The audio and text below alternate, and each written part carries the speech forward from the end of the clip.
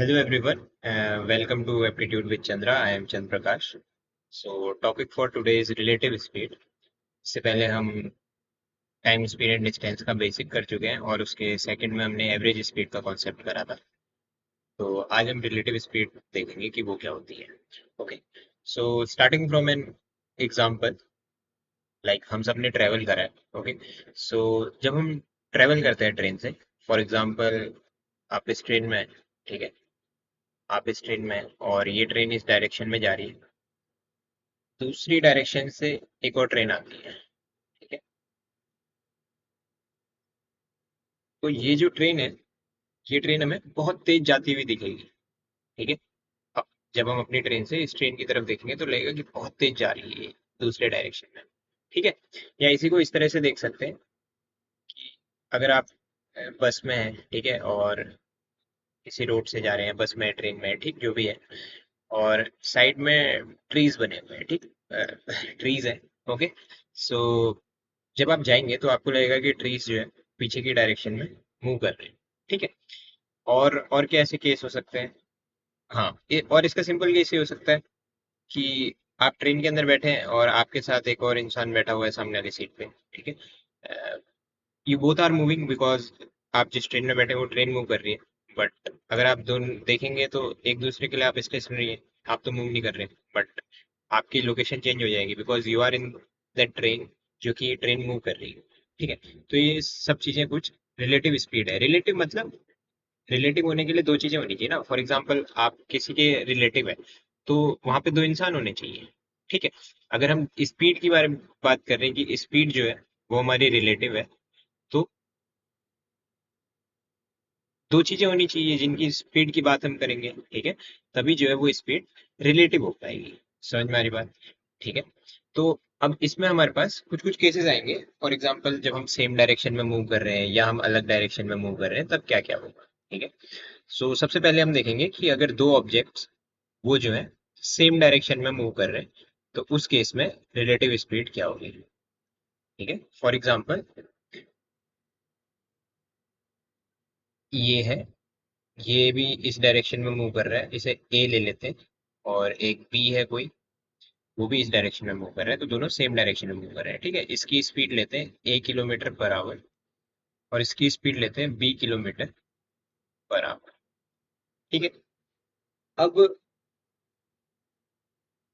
ऐसे सोच के देखते हैं कि अगर ए जो है वो स्टेशनरी होता, वो खड़ा रहता,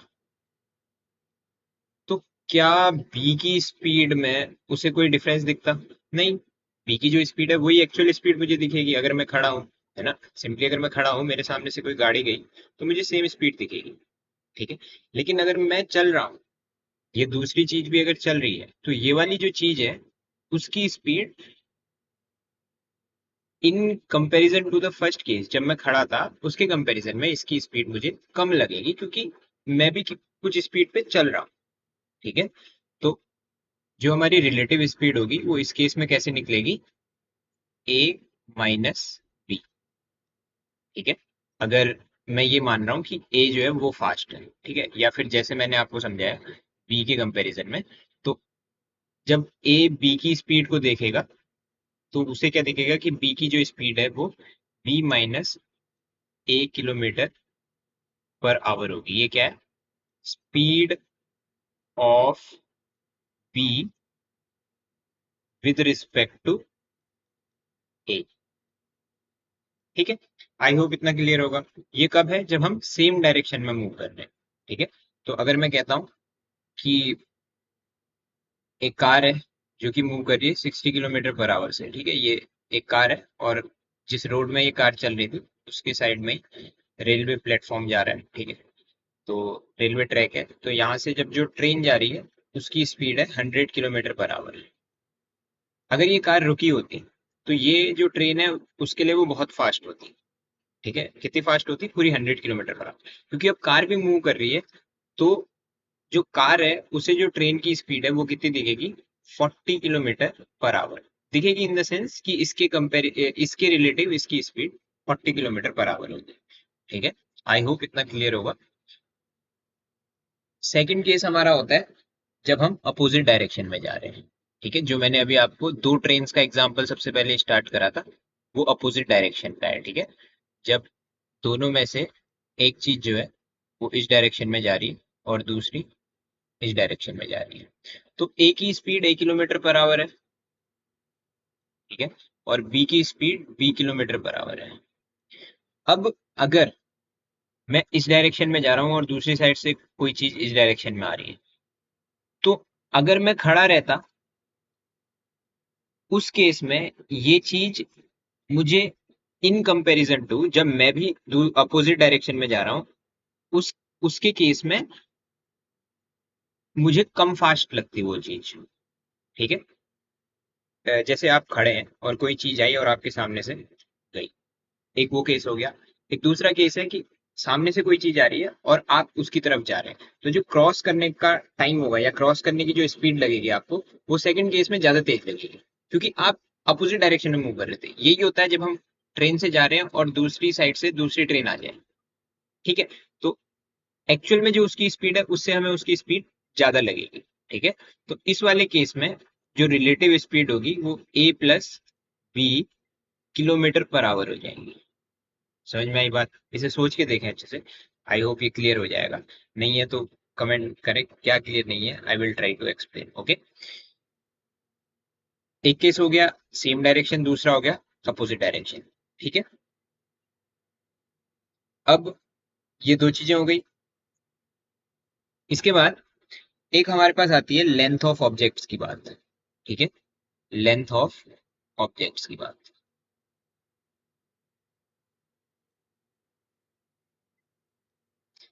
length of objects, for example ये ट्रेन है। ठीक है, तो ट्रेन की कुछ लेंथ होगी। ठीक है, फॉर एग्जांपल इस ट्रेन की लेंथ है T1, और इसे ये पूरा प्लेटफॉर्म क्रॉस करना है। ठीक है, इस पूरे प्लेटफॉर्म की जो लेंथ है वो है P। तो अब देखो, अगर ये ट्रेन को मैं ये कह रहा हूँ कि ये ट्रेन को इस डायरेक्शन में जाना है, तो यहाँ इसका इंजन होगा, यहाँ से स्टार्ट करेगी और खत्म होगी जब, मतलब जब ये क्रॉस कर चुकी होगी तब कैसे होगी, यहाँ पे।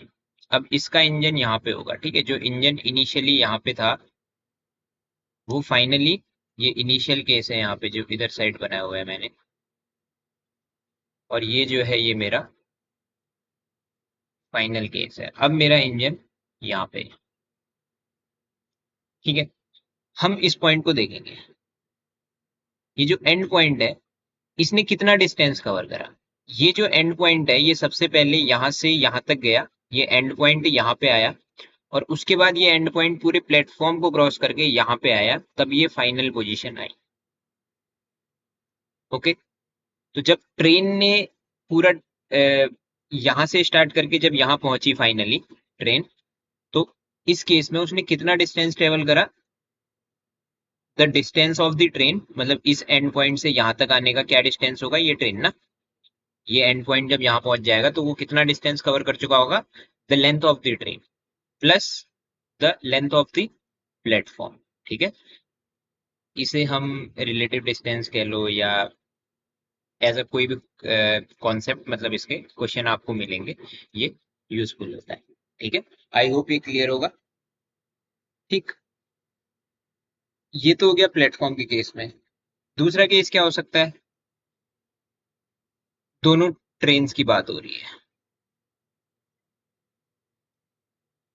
ये है एक ट्रेन और यहाँ से दूसरी ट्रेन, दोनों मूव कर रहे हैं। ठीक है, इस ट्रेन का जो ये एंड है, जब ये पूरा क्रॉस कर चुके होंगे दोनों, तो इनने कितना डिस्टेंस कवर कर लिया होगा, ये पॉइंट क्रॉस करेगा यहाँ तक। ओके, दोनों में से कोई भी हमारे क्या कहेंगे उसे, दोनों में से कोई भी हमारे ट्रेन रुकी हुई नहीं है, दोनों मूव कर रहे हैं। ये वाला जो पॉइंट है जब यहाँ पे आ जाएगा तब तक ये T1 डिस्टेंस कवर कर चुका होगा, और इसी पॉइंट को यहाँ से यहाँ पहुंचने के लिए, इस एंड में पहुंचने के लिए जो रिलेटिव डिस्टेंस कवर करना होगा वो कितना होगा, T1 प्लस T2। ठीक है, क्योंकि ये पॉइंट को पहले यहाँ से यहाँ पहुंचना होगा और उसके बाद यहाँ से आगे यहाँ पहुंचना होगा। समझ में आया? आई होप इतना क्लियर है। ठीक है, ये एक केस हो गया। दूसरा, अगर एक ये ट्रेन है, ठीक है, और ये दूसरी ट्रेन है, ये T1 और ये T। पहला तो यहाँ पे आपको लॉजिक ये लगाना है कि अगर मैं ये कहूंगा कि ये जो ट्रेन है ये T2 ट्रेन को क्रॉस कर रही है, तो सबसे पहली बात तो इरिस्पेक्टिव ऑफ द लेंथ है या कुछ भी, T1 की स्पीड T2 से ज्यादा होनी चाहिए। अगर मेरी स्पीड किसी ऑब्जेक्ट से कम है और वो ऑब्जेक्ट मेरे आगे है, तो मैं उसे कभी भी अ, पीछे नहीं कर सकता ना।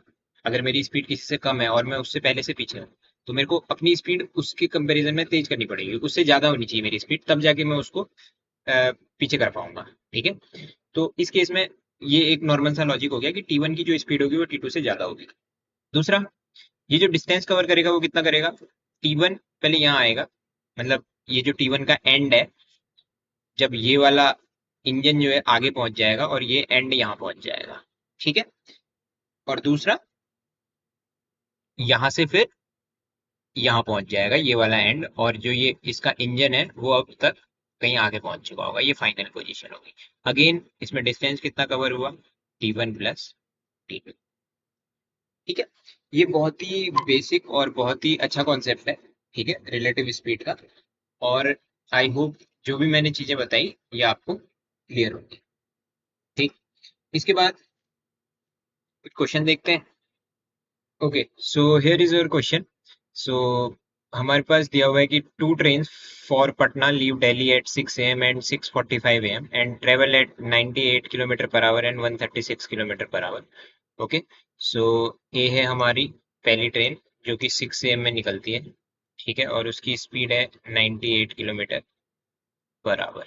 ओके, बी है जो कि यहाँ से 6:45 AM पे निकलती है और उसकी स्पीड है 136 किलोमीटर पर आवर।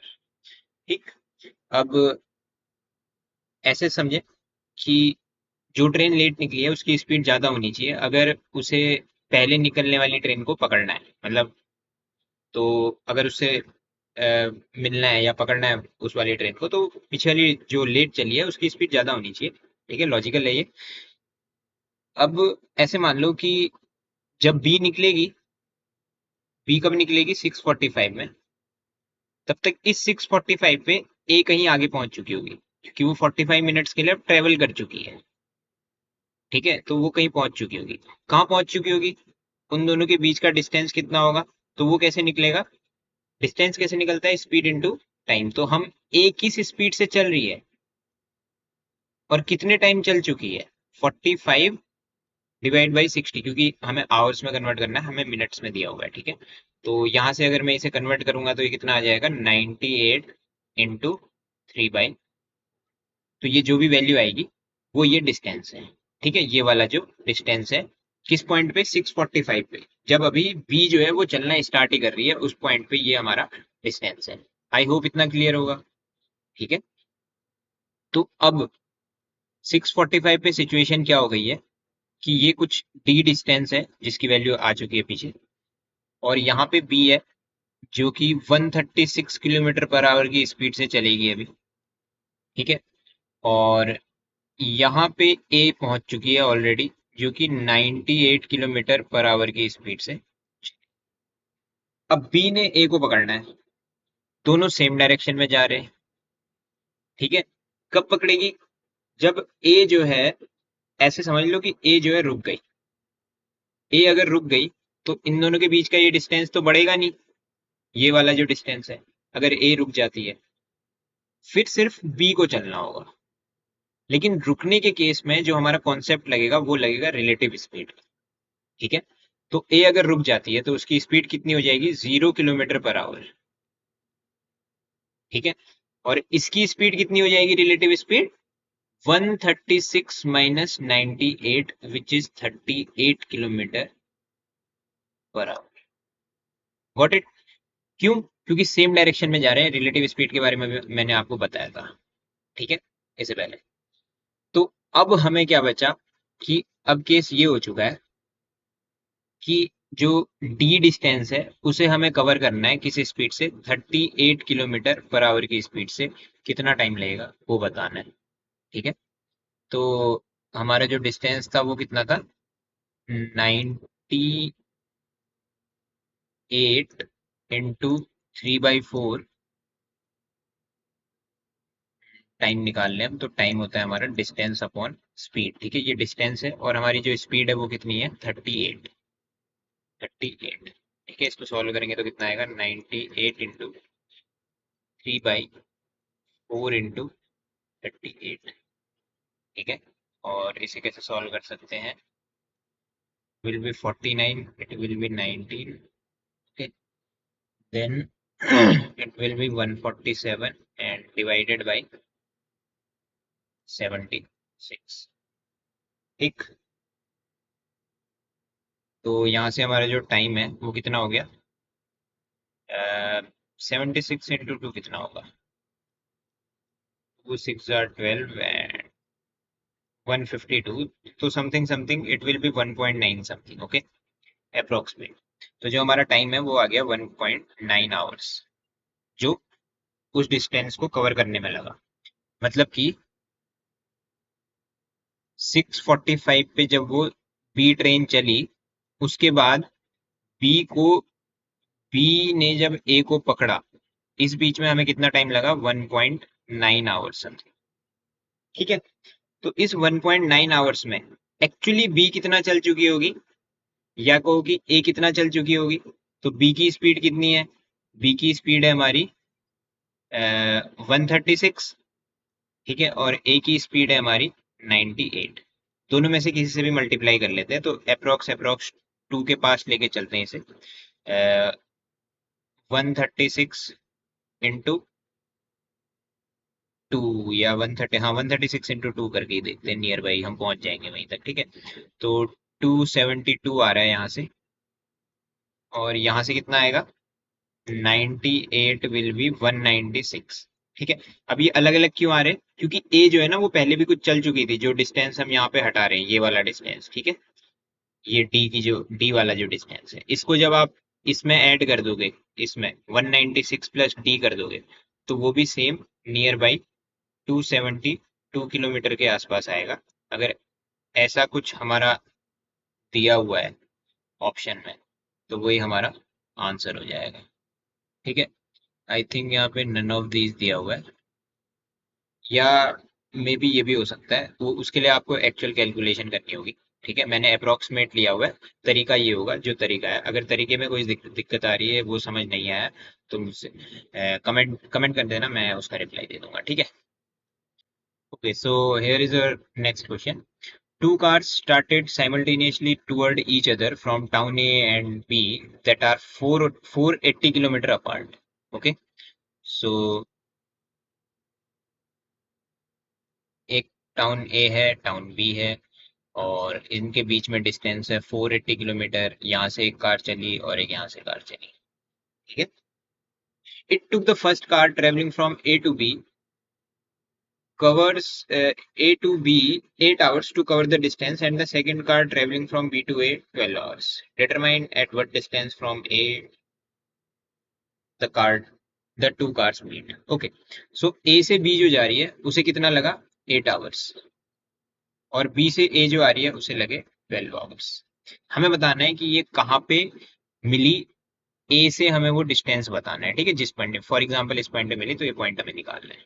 ओके, तो सबसे पहले ए की स्पीड निकालेंगे। ए की स्पीड कैसे निकलेगी, जो हमारा उसने डिस्टेंस कवर करा है उसकी स्पीड से उसे डिवाइड करेंगे, तो which is 60 kilometre per our.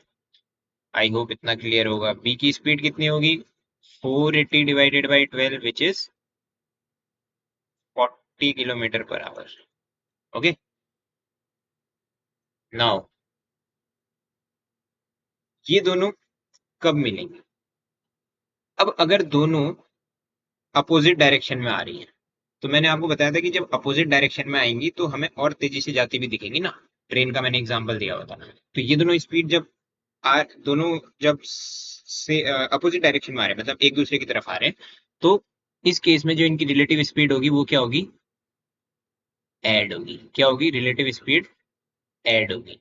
तो इनकी रिलेटिव स्पीड कितनी हो जाएगी, 60 plus 40 which is 100 kilometre per our. अब उस 100 km/h से इन्हें कौन सा डिस्टेंस कवर करना है? 480 km। ठीक है, कितना डिस्टेंस कवर करना है? 480 km। तो जो इनके मीटिंग में टाइम लगेगा, टाइम ऑफ मीटिंग, वो कितना होगा? रिलेटिव स्पीड, क्योंकि मीट करने के लिए दोनों बेताब है ना, ऐसे समझो कि वो सामने से आ रहा है, ये भी सामने से जा रहा है। ठीक है, तो टाइम ऑफ मीटिंग कितना होगा?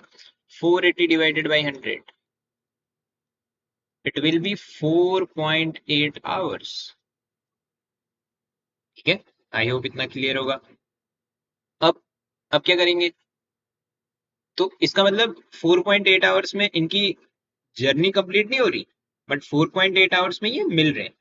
तो 4.8 आवर्स में ए कितना चला होगा, या 4.8 आवर्स में बी कितना चला होगा, वो अगर हम निकाल लेंगे तो हमें वो पॉइंट मिल जाएगा, है ना। अब क्योंकि हमें ए से निकालना है वो पॉइंट, तो यहाँ से जो चला है उसके उससे उसकी स्पीड से हम टाइम को मल्टीप्लाई करेंगे तो हमें मिल जाएगा। उसकी स्पीड कितनी थी? उसकी स्पीड थी 60। ठीक है, तो जो डिस्टेंस है, क्योंकि हमें वहां से निकालना है, तो ए का ही लेंगे 60 इंटू 4.8। ओके, पॉइंट से ये जीरो हटा देते हैं, 6 इंटू 48 करना है हमें। 6 8 jar 48, 6 4 jar 24, 288 km is our answer. Okay, I hope ये क्लियर होगा। ठीक है, ये रिलेटिव स्पीड का कॉन्सेप्ट था, और मैंने आपको दोनों क्वेश्चन करवाए, एक अपोजिट वाला और एक सेम डायरेक्शन वाला। ठीक है, आई होप इतना क्लियर होगा। इसके नोट्स में आपको मिल जाएंगे डिस्क्रिप्शन में। कोई डाउट है तो you can join Telegram group, वहां पे पूछ सकते हैं, कमेंट करो, वहां पे पूछ सकते हो। ठीक है, ओके, थैंक्स फॉर वॉचिंग।